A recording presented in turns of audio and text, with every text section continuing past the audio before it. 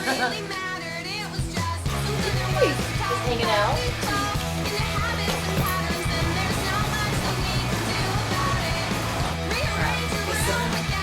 What the fruit?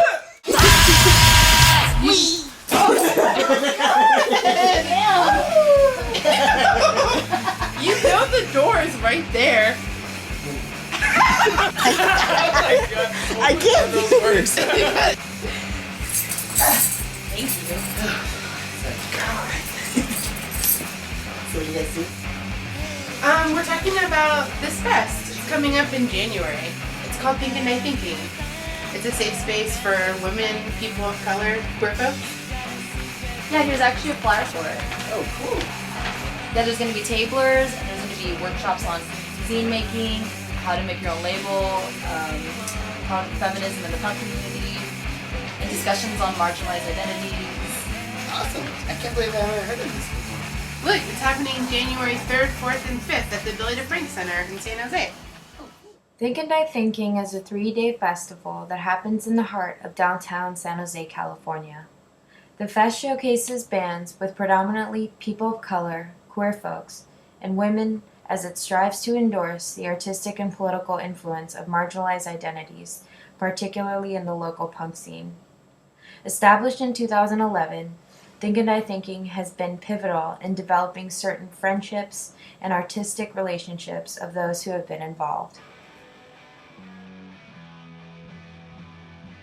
I don't know if I saw a flyer or a website, but I think it was 2011, which maybe was the second year that you did it, or the first year, and Tender Buttons had just started, and I was nervous, but we still wrote to you, and I think John pretty much wrote for our band, and then we didn't end up doing it. But then got to know people involved in the collective and playing more shows with some of the bands who played, and I also had heard about it because some of my friends were playing that year. Who was playing? I want to say either Livid or American Splits, and I think Sunny Reaper or Shaggy played. I remember the dancing most about Think and Die Thinking. Just like all the music in between bands, and like usually I feel like it's really boring in between, but like having music in between was really fun. The best part of the fest is every night after all the bands have played and people are done being stressed out. You know, everyone that's there is having a good time, but you know, like you got to work through the awkwardness, and you got to get to this point where you're finally feeling comfortable, and you see that all culminate at the end of the night when that last band plays, and then you know whoever goes and clicks their iPod on, and then we're all just dancing together, and you're dancing with all these people that you've never met before, and then all of a sudden they're your good friend. About Think and Die Thinking is going up to you and being like, you know, most of the time when I go to these places, like shows and stuff, I don't feel like it's a safe space, but Think and Die Thinking really feels like a safe space. I said true safe space, but since then I've come to like think it's like there's no real safe spaces, but like Think and Die Thinking works towards that like constantly. It's not just like blah blah blah, this is a safe space, and then you just like run with it or something. Yeah. It's like it keeps up with it. Do you think it's important to politicize punk and DIY culture currently? I think so. I think it definitely is. But, you know, I don't think you need to politicize it to the point where you're excluded. And I think there's like a fine line of like being really, fine line of like pushing people away and bringing people in. I think it's hard to find a place where it's political but also really inviting. The purpose of intentional space, I think, is to set aside like time and energy, physical space to create something that you don't have access to, and like usually don't have the access to in like your normal life. And typically now it seems like more and more that intentional space has something to do with identity politics, or like parts of our identities that intersect, where we can come together and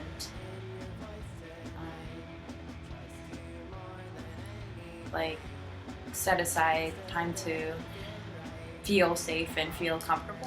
Things that I remember most about Think and Die Thinking Fest are I think the feeling that you get leaving the fest. I think in the moment that it's happening, you're kind of rushing around, or so many things are happening at once that you're kind of overwhelmed by it. Yeah. But those days, I remember us talking about it a lot this last year.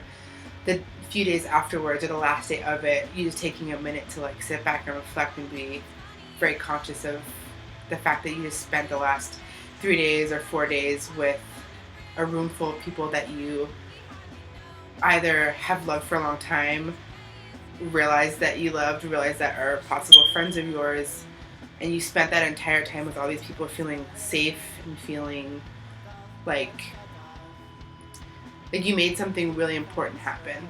And even if it was only in that one room, all those people left after that weekend, and you watched like really important thing like spread out.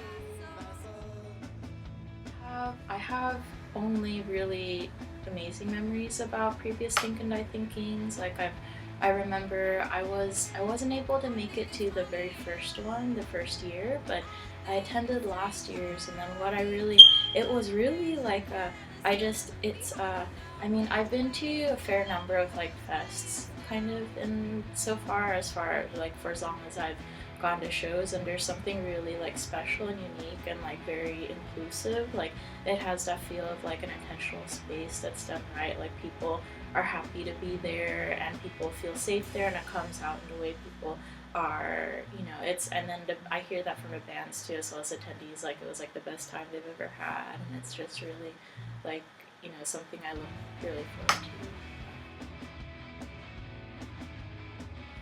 Have you felt a need for intentional space? Yes. Personally? Yes. When I started playing music and I started playing more shows, I was in a band where I wasn't involved in booking at all. I didn't know anybody, and we played a lot of shows where myself and the singer were the only female identified people. I don't think there were a lot of queer folks, and yeah, so it felt really good to be in an intentional space like Think and Die Thinking, where people were more thoughtful about who is included and what the focus is. I guess that's part of it too. What do I remember most? I remember, I think I will always remember the most that, it started out as, just an idea, and now it's, an actual thing, which is really cool because it makes me think that you can start out with a really amazing idea for anything and make it into something that, affects hundreds of people, or, 100 people, or people, and in this way that, changes them,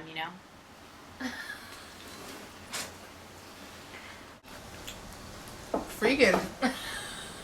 It's isn't Jenna freaking? Have you guys seen my ramen? Oh yeah.